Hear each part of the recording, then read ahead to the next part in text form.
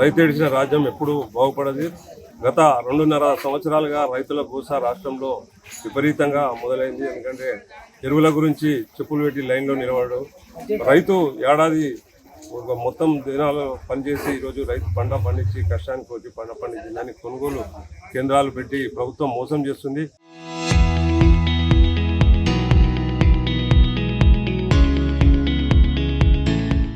రైతుల ఇబ్బందులను అర్థం చేసుకొని ఈ పొద్దుతిరుగుడు పువ్వులు, ఎందుకంటే వరి వేస్తే మీకు రైతు మద్దతు ధర ఇవ్వలేమని చెప్తే రైతులు పొద్దుతిరుగుడు పువ్వుకు వెళ్ళి రైతు గిట్టుబాటు ధర ఉంటుందని చెప్పి ఈరోజు ఎంతోమంది వేల టన్నుల పొద్దుతిరుగుడు పువ్వు మన గజ్వేల్ మార్కెట్లో ఉంది.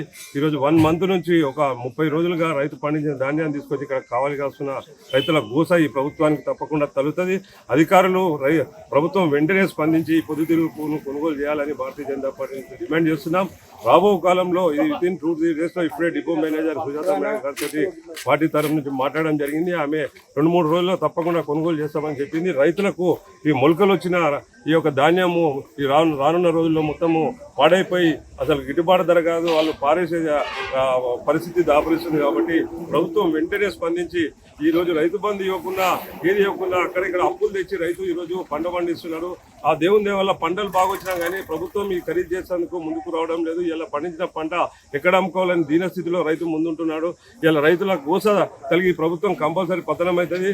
ఈ ఇప్పుడున్నటువంటి పంటను వెంటనే ప్రభుత్వం మద్దతు ధర ఇచ్చి ఖరీదు చేయాలని కూడా భారతీయ జనతా పార్టీ నుంచి డిమాండ్ చేస్తున్నాం. అందరికీ నమస్కారం.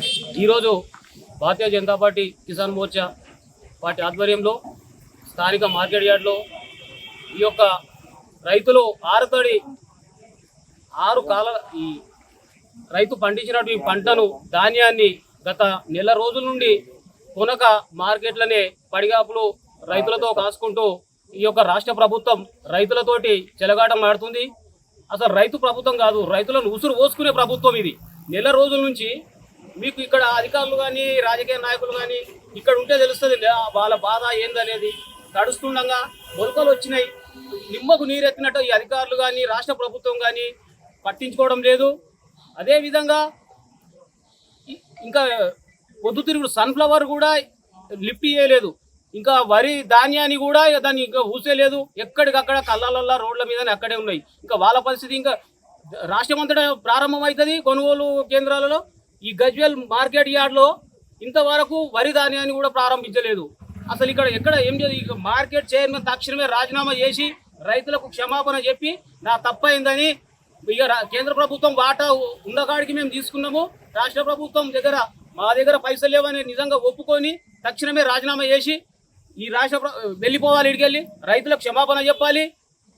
ఇంతగానో మా రైతులను ఉసురు పోసుకుండు. రాష్ట్రం అంతటా ప్రారంభం అవుతుంది, గజ్వేల్ అవుతుంది. గజ్వేల్ ప్రారంభం కాదు. అసలు ఎన్నో అక్కడక్కడ ధర్నాలు చేస్తారు, చిట్కెలేసి మాట్లాడతారు. గీడికి వచ్చి చిట్కెలేసి మాట్లాడాలి రైతులతోటి. ఒక్కసారి వచ్చి ఇప్పుడు చిట్కెలేసేటోళ్ళు ఏం ప్రభుత్వం ఇది? రైతులను ముంచే ప్రభుత్వం ఇది, దోసుకునే రాష్ట్ర ప్రభుత్వం ఇది. ఈ ప్రభుత్వం అంటేనే రైతులను ఉసురు పోసుకునే ప్రభుత్వం. తక్షణమే ఈ రాష్ట్ర ప్రభుత్వం రైతులను ధాన్యాన్ని కొనుగోలు చేసి తాలు పేరు లేకుండా ఈ యొక్క రైతులకు మేలు అయ్యేటట్టు చూడాలి. అదేవిధంగా ఇక్కడ మన మార్కెట్ యార్డ్లో కేంద్ర ప్రభుత్వ నిధులతోటి 5 సంవత్సరాల కిందట నిర్మించినటువంటి ఆ భవనం, భూసార కేంద్ర భవనము అట్లనే ఉంది. అట్లా మొక్కలు చెట్లు మొలుస్తున్నాయి. దాన్ని కూడా కేంద్ర ప్రభుత్వం నిధులు వచ్చినాయి, రాష్ట్ర ప్రభుత్వం నిధులు లేవు అంటారు. 23,80,000 కేంద్ర ప్రభుత్వం నిధులు వస్తే ఇంకా ఈ రాష్ట్ర ప్రభుత్వం కూడా పెట్టి ఒక ఎంప్లాయ్మెంట్ పెట్టి భూసార పరీక్ష చేయలేకపోయారు.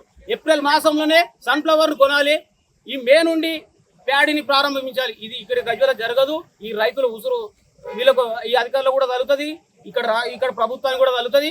అందరూ